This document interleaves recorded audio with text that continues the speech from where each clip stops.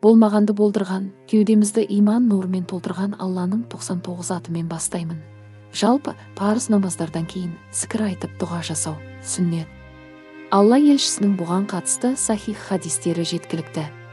Мысалы, Әбу Хурайрадан жеткен Мүслімдегі риуаятта Алла елшісі былай дейді: кімде-кім әрбір намаздан кейін 33 рет Субханаллах, 33 рет Алхамдулиллах, 33 рет Аллаху Әкбар десе, бәрін қосқанда 99 болады. Ал 100-сінде Ла илаха иллаллаху вахдаху ла шарика ла лахул мулку уа лахул хамду уа алла кули шайин қадир деп айтса, теңіз толқынының көбігіндей күнәсі болса да кешіріледі. Басқа бір риуаятта, кімде-кім парыз намаздарының артынан аятүл күрсіні оқитын болса, келесі намазға дейін оны Алла қорғайтын болады деп айтылған. Сондай-ақ басқа бір хадисте Уқба ибн Амр былай дейді: Алла елшісі әрбір намаздан кейін Фалақ пен Нас сүрелерін оқуымды бұйырды. Жоғарыдағы риуаяттардан байқағанымыздай, намаздан кейін зікір тартып дұға тілеу Алла елшісінің маңызды сүннеті.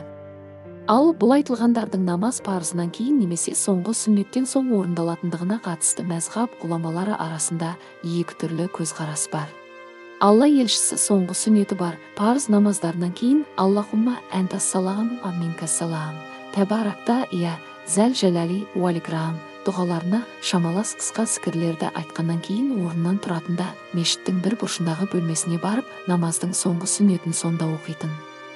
Артынан жоғарыда келтірілген айтылуы ұзақ уақыт алатын зікір дұғаларды оқитын. Ал соңғы сүннеті жоқ таң мен екінті намаздарында Алла елшісі намаз оқып бола салысымен зікір айтып дұға ететін. Алла елшісінің кімде-кім таң намазын жамағатпен оқығаннан кейін күн шыққанша Алланы зікір етіп отыратын болса, содан кейін 2 ракағат намаз оқыса, толық қажылықпен умраның сауабын алады. Толық деген хадисі осы айтқанымызды нақтылай түспек. Тарқатып түсіндірер болсақ, Алла елшісі намазда сәлем бергеннен кейін тек Аллахумма әнтассалам уа минкассалам тәбаракта ия зәл жәләли уал икрам дейтіндей уақыт қана отыратын деп келетін хадис ақырғы сүннеті бар парыз намаздарына байланысты айтылған. Ал парыздан кейін сүннеті жоқ таң мен екінті намазына мұның қатысы жоқ.